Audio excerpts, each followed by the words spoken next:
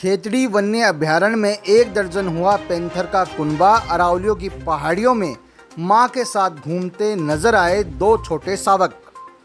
Monsoon के आने के साथ ही अरावलियों की पहाड़ियों में हरियाली का नज़ारा देखते ही बनता है। ऐसे में वन्य जीव का प्रजनन काल भी शुरू हो जाता है।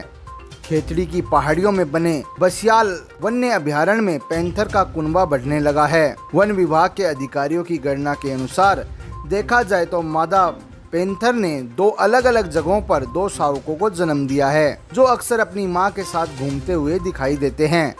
इन दिनों एक मादा पैंथर के साथ 2 शावक खेतड़ी उपखंड के रामकुमारपुरा पानौता भैरूजी धाम के पास बने पुराने एनीकट के पास पहाड़ियों में दिखाई देते हैं। क्षेत्रीय वन अधिकारी विजय कुमार फगेड़िया ने बताया कि डीएफओ झुंझुनू राजेंद्र कुमार हुड्डा के निर्देशानुसार सभी पैंथर की लोकेशन समय समय पर ट्रेस की जाती है और उन पर निगरानी रखी जाती है, ताकि वे आबादी क्षेत्र में आकर आमजन को नुकसान नहीं पहुंचाए।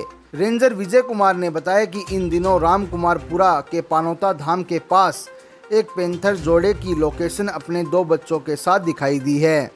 वहीं ग्रामीणों की सूचना पर बागोर गांव में भी एक पैंथर का जोड़ा अपने 2 शावकों के साथ विचरण कर रहा है, जिसकी वन विभाग की टीम भेजकर निगरानी रखी जा रही है। उन्होंने बताया कि खेतड़ी वन्य अभयारण्य में 4 नर पैंथर, 4 मादा पैंथर तथा 2 अलग अलग जगहों पर उनके साथ 2-2 शावक भी हैं। इस प्रकार कुल 1 दर्जन पैंथर खेतड़ी वन्य अभयारण्य में विचरण कर रहे हैं। अक्सर इनकी लोकेशन उड़ीसा की ढाणी, तिहाड़ा, खरखड़ा, जसरापुरा, बांडलवास, बीलवा में रहती है। इसके साथ ही कई बार स्टेट हाईवे पर भी वह रात्रि को वाहनों की रोशनी में विचरण करते हुए सड़क पर दिखाई दे जाते हैं। लगातार जनप्रतिनिधि व वन विभाग के बड़े अधिकारी क्षेत्र का दौरा कर रहे हैं। इस वन्य अभयारण्य को उत्तर भारत का सबसे बड़ा वन्य अभयारण्य बनाने पर केंद्र व राज्य अपनी भरपूर कोशिश कर रहा है। आने वाले समय में ये पर्यटकों के लिए एक बहुत बड़ा आकर्षण का केंद्र होगा, जहां शेरों की दहाड़ सुनाई देगी। खेतड़ी से जयंत खाकरा की रिपोर्ट।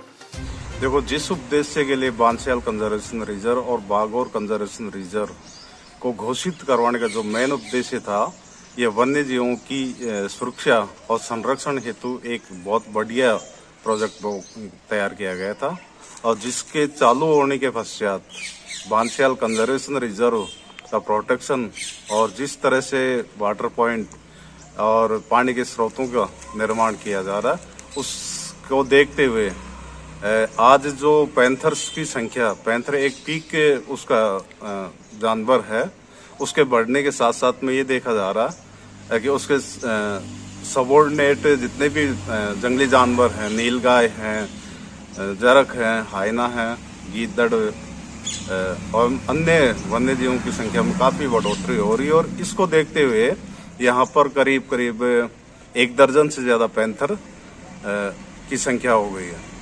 साथ में ये भी देखें कि अभी जो दोनों कंजर्वेशन रिजर्व में मादा पैंथर के साथ में 2-2 शावक भी घूम रहे हैं, जिनके बराबर लोकेशन पे ट्रेस की जा रही है।